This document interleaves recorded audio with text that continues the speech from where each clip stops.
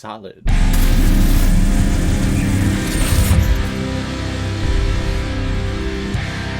Undercover Brother, released in 2002 and is directed by Malcolm D. Lee, who's also behind such films like The Best Man, Roll Bounce, Scary Movie 5, Girls Trip, and Space Jam: The New Legacy. And this film is starring Eddie Griffin, Chris Kattan, Denise Richards, Dave Chappelle, Ingenue Ellis, Neil Patrick Harris, Shai McBride, and Billy D. Williams. And the reason why we're talking about Undercover Brother today is because it was a PayPal recommendation and donation from longtime contributor and supporter of this channel. Thank you very much, James Philbree, for this recommendation.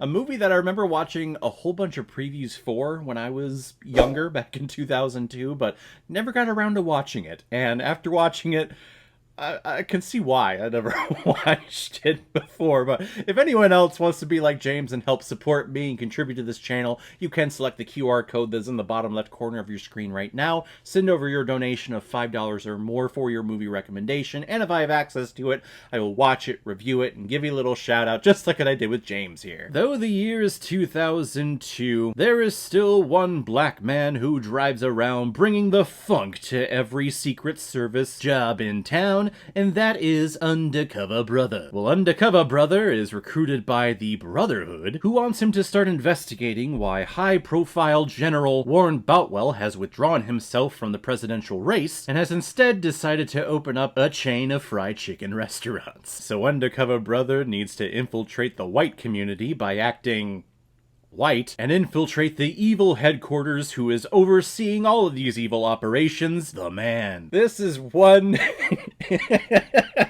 gigantic race-filled satire that, if I was younger, because this would have been my humor back in 2002, I would have been in, what, 8th grade, freshman in high school. Give me cheap laughs like all of this, I would have been all over this. The Chappelle Show, that was one of my favorite shows growing up. This type of humor was my type of humor, but here in my late 30s, didn't laugh once at this movie. Other than, like, the uncomfortable laughing, because there are things that are said in here that I don't think you could say in a movie released nowadays about black culture and black cinema like this. Or maybe you could, I don't know, I'm removed from the culture, I don't know what's appropriate anymore. All I will say is that I can comment on the black appropriation that is being performed by all the white people in this movie, because that goes back to the beginning of time. Neil Patrick Harris and Chris Kattan have their moments where they start talking all gangster-like, and it's just, it's cringeworthy. It's so bad,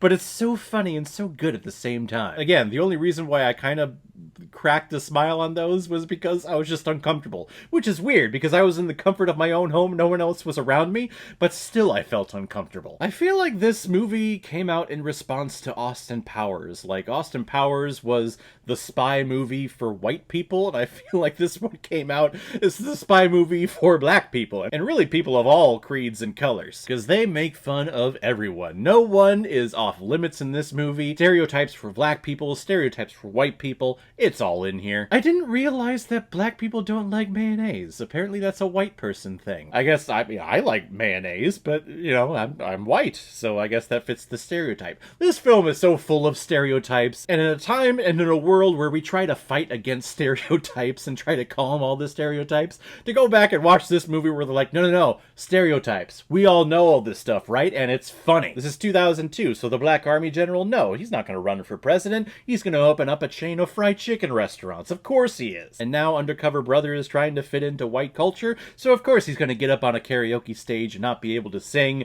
and talk out of his nose like he's a news reporter, and he's not going to be able to dance. Of course, that's white stereotypes. I need to stop talking. Maybe I just need to stop talking about all of that. I will say, for 2002, the visual effects in here, I mean, there are some points where the green screen is just god-awful, like at the end when he's parachuting down with his hammer pants. I can't avoid it. I can't avoid all this stuff. I gotta keep saying if I'm going to comment on it. But that green screen looked particularly awful, but there are some other CGI effects that I think, I mean, again, for 2002, I think we're okay. Like the pumps where he is just rising up and going over the barricade. I thought that looked pretty good. I mean, all of the evil secret agents are idiots for just watching him do that and not shoot him during that entire thing, but you know, the whole shower fight scene between Richards and Ellis, yeah, of course. I would have watched that on repeat around this time in 2002. That was just when I was discovering myself, and that would have helped me in the process. But everything in here is all satire. It is all based on some overacting comedic bit about some type of stereotype, whether it's a black stereotype or a white stereotype. Everything in here, constantly. And I want to say that I was expecting that, but I don't think I was expecting it to this nth degree. And it gets to a point where it makes you feel uncomfortable, but then you kind of find yourself pushing past that uncomfortable side, and you get to a point where you're just sitting back and kind of nodding your head like, okay, yeah. I mean, it's crazy. It's all stupid. This is all stupid humor, but it's enjoyable. Yeah, sure. Was it offensive? Can it still be offensive? Absolutely. But yeah, this was the time, and the time was okay. So if you want to take a look back at the use of humor in the early 2000s, I do think that this film is a perfect example of that. So just check it out for a good old history lesson of just how cheap and how easy it was to be a comedy back in 2002. I'm going to give Undercover Brother 1.5 out of 5 Blu-rays. No, sir, I didn't like it. So guys, if you've seen Undercover Brother, what did you think about it? Or if you've never seen it before and you stumbled across it because of this video, then comment below and let me know what you thought about it. And as always, if you like what you see here, if you like my take on movies, then hit the subscribe button to make sure you hit that bell so you know the next time I'm releasing my next movie review. So guys, I will see you next time on the channel, but in the meantime, be well, be good to each other, and go watch a movie. Take care, guys.